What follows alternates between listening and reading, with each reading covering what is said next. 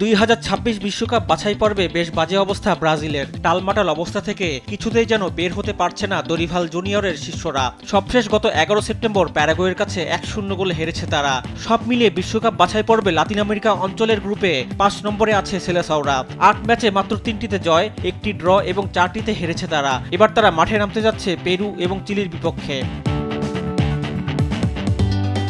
আগামী 11 অক্টোবর চিলির বিপক্ষে মাঠে নামবে ব্রাজিল। এরপর 16 অক্টোবর তাদের প্রতিপক্ষ পেরু। এই দুই ম্যাচকে সামনে রেখে 23 সদস্যের দল ঘোষণা করেছে ব্রাজিলের ফুটবল ফেডারেশন। ঘোষিত দলে প্রথমবারের মতো ডাক পেয়েছেন লেফট ব্যাক ভিনিসিয়াস আবনার ও ফরওয়ার্ড ইগোর হেসুস।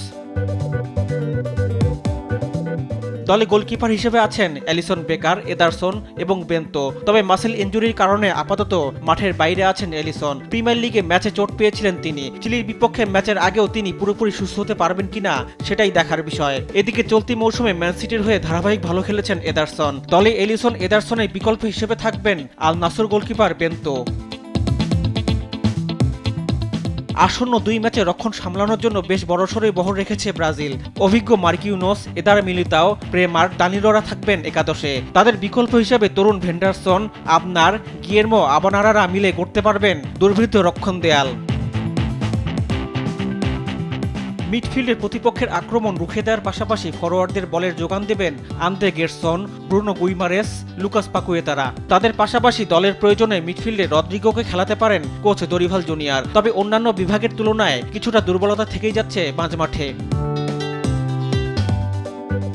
বর্তমান বিশ্বের অন্যতম সেরা ফরওয়ার্ড লাইন আছে ব্রাজিলের। লা লিগায় নতুন মৌসুমে দুর্দান্ত ছন্দে আছেন ভিনিসিয়াস, রাফিনহা, এনরিকরা। প্রিমিয়ার লিগে আলো ছড়াচ্ছেন গ্যাব্রিয়েল মার্টিনেল্লিও। পাশাপাশি প্রতিপক্ষের জালে বল জড়ানোর জন্য প্রস্তুত থাকবেন লুইস এনরিক, সাভিনহো, ইগোর হেসুসের মতো তরুণরা।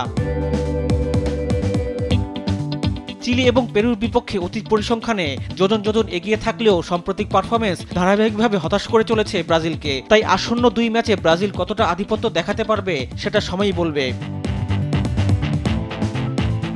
এদিকে সবশেষ কোপা আমেরিকা জিতে অশালীনভাবে ট্রফি উদযাপন করায় শাস্তির কবলে পড়েছেন আর্জেন্টাইন গোলকিপার এমিলিয়ানো মার্টিনেস। পাশাপাশি শাস্তি পেয়েছেন বিশ্বকাপ বাছাইয়ের ম্যাচে কলম্বিয়ার বিপক্ষে হেরে ক্যামেরাম্যানকে ধাক্কা দেওয়ার কারণেও। এই 2 অপরাধের শাস্তি হিসাবে তাকে 2 ম্যাচের জন্য নিষিদ্ধ করেছে ফিফা ডিসিপ্লিনারি কমিটি। ফলে অক্টোবরে বিশ্বকাপ বাছাই পর্বে 2টি ম্যাচ মিস করবেন তিনি। রিফাত আঞ্জুম, দেশ টিভি, স্পোর্টস ডেস্ক।